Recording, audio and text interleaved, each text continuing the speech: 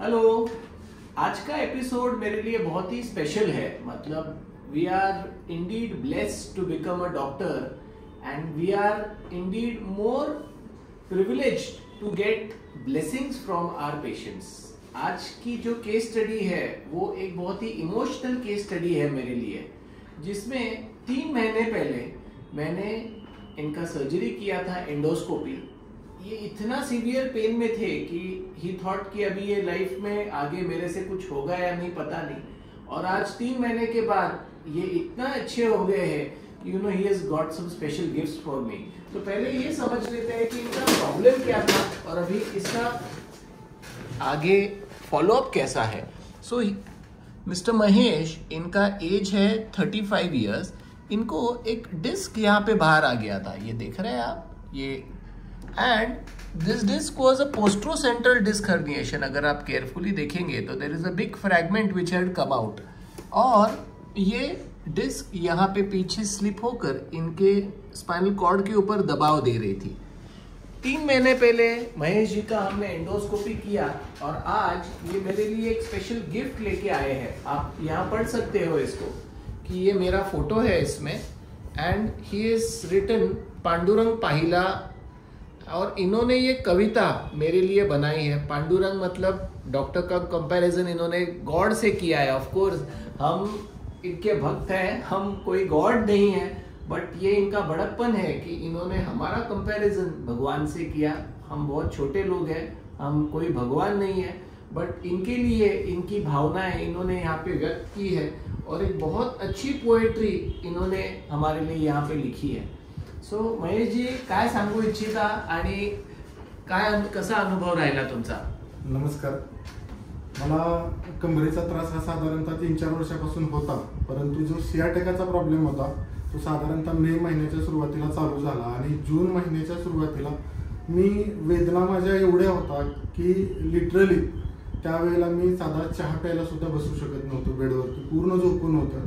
माझं 98च्या आसपास वजन होतं, ते वजन माझं 88-87 पर्यंत आलं होतं, कारण मला खाता पिताला सुद्धा त्रास व्हायचा. सरांचं मी ऑनलाईन काय व्हिडिओज बघितले, प्लस आमचे एक रिलेटिव्ह आहेत त्यांनी मला रेफरन्स दिला, आणि मी त्यावेळेला सरांना येऊन भेटलो. मी बऱ्याच डॉक्टरांचा त्यावेळेला सल्ला घेतला होता, परंतु मी सरांना भेटल्यानंतर म्हणजे सुरुवातीला ॲक्च्युली आता मी स्पष्ट सांगतो की मी मेडिकल क्षेत्राबद्दल किंवा त्याबद्दल तेवढासा पॉझिटिव्ह नव्हतो. I am educationally engineer and lawyer also, परंतु म्हणजे नॉर्मली कसं असतं की म्हणजे आता मी थोडासा लेंदी व्हिडिओ, पण सर माझा अनुभव सांगतो. आम्ही ठरवलं होतं की आपण ऑपरेशन नाही करायचं, कारण कसं होतं आमच्या कुटुंबामध्ये ऑलरेडी ऑपरेशन झाले होते आणि काही ऑपरेशन्स फेल गेले होते जे पुण्यामध्ये नव्हते ऑफकोर्स, आणि त्याच्यामुळं मग मी ठरवलं होतं की नाही करायचं. आणि सरांच्या इथं आल्यानंतर सुद्धा एक आपला स्वभाव, आम्ही बाहेर चौकशी करायचो. सरांचा एक व्हिडिओ आहे की 98% ज्या स्लीप डिस्क आहेत त्या विदाऊट सर्जरीनं बऱ्या होतील, पण इथं आल्यानंतर मी 10 पैकी 8 लोकांना सर्जरी सर्च केल्यानंतर मग मी विचारलो की असं का सांगताय डॉक्टर, हे तर 10 पैकी 98% म्हणजे साधारणतः 9 लोक बरं व्हायला पाहिजेत.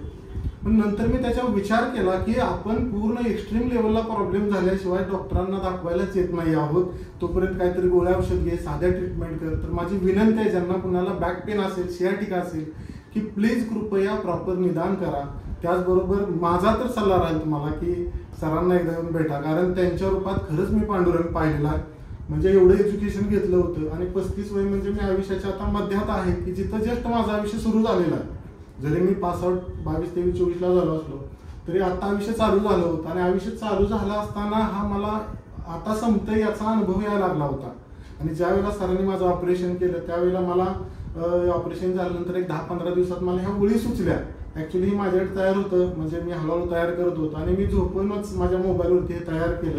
मी सरांसाठी एकदा म्हणतो, मी पांडुरंग पाहिला, निराशेच्या अंधारात तो दीपस्तंभ उभा राहिला, निराशेच्या अंधारात हा दीपस्तंभ उभा राहिला, माझ्या वेदनेचा भस्मासूर ज्याने उभा जाळला, माझ्या वेदनेचा भस्मासूर ज्याने उभा जाळला, डॉक्टर अजय कोठारींच्या मध्ये मी पांडुरंग पाहिला, मी पांडुरंग पाहिला, मी पांडुरंग पाहिला.